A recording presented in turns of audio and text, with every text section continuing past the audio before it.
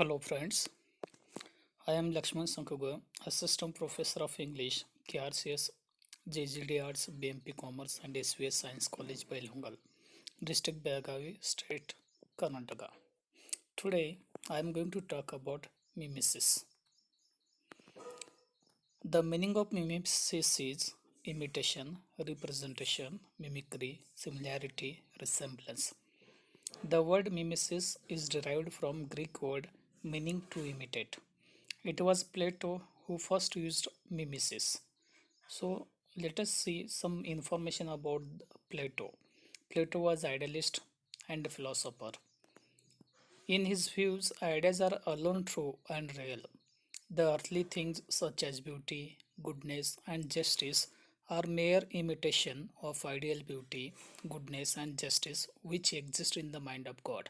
It means whatever we see on this earth is or exist in the mind of the God.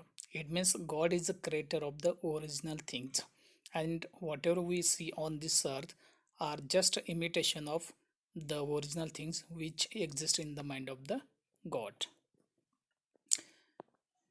Plato founded his academy in 387 BC. His aim was to make youngsters good politicians. He taught philosophy, mathematics, natural sciences, and practical legislation. He used the term imitation in connection with poetry and art in his famous work Republic. And in that work, he speaks about construction of an ideal state and ideal man.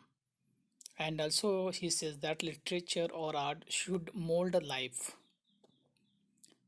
So let us see how does Plato attack on poetry.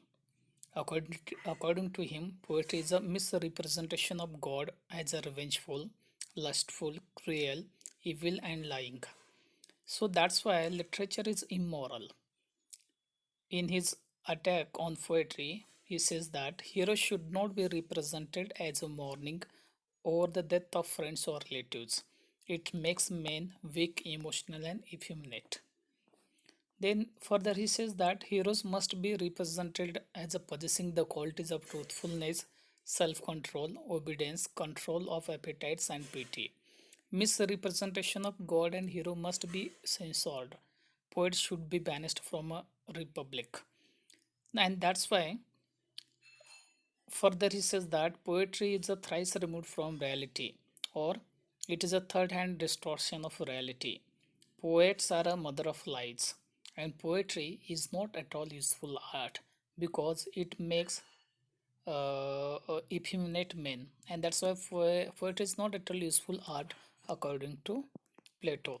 In order to justify his attacks on poetry, he equates poetry with a painting. Here you can see three different pictures here. First is the painter's bed, second is carpenter's bed, and God's idea of a bed.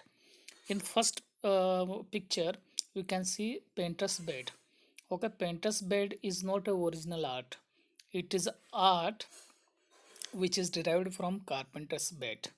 So carpenter's bed is also not a original art because the idea of a bed first of all existed in the mind of the god.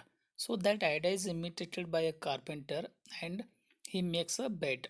So this, though it is a removed from a reality, it is a useful art because carpenter can uh, on carpenter's bed one can take a rest, and that's why it is a useful art. But painter's bed, okay, which is thrice removed from reality, it is just an imitation of carpenter's bed. That painter's bed is not useful according to Plato because painter doesn't know how to make a, real bed. He doesn't know, or he doesn't have a basic information of the bed, but even though he creates a bed which can be seen but which cannot be used for resting purpose. So just looking at the painting, one cannot take a rest, and that's why pa- painter's bed is a not useful. So painting is not useful, like that poetry is not useful according to Plato. So this is the major attack on poetry by Plato. So in this lecture we have seen Plato's views about poetry. In next lecture we will see how does Aristotle defends poetry. Aristotle is a student of Plato who gives answer to his teacher and proves that poetry is not at all useless art, it is useful and creative art. Okay, thank you very much.